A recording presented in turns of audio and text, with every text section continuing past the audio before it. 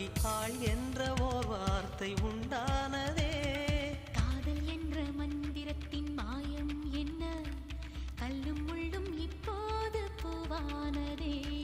வானவில்லின் துண்டொன்று மண்ணில் வந்து யாருக்கும் சொல்லாமல் பெண்ணானதே.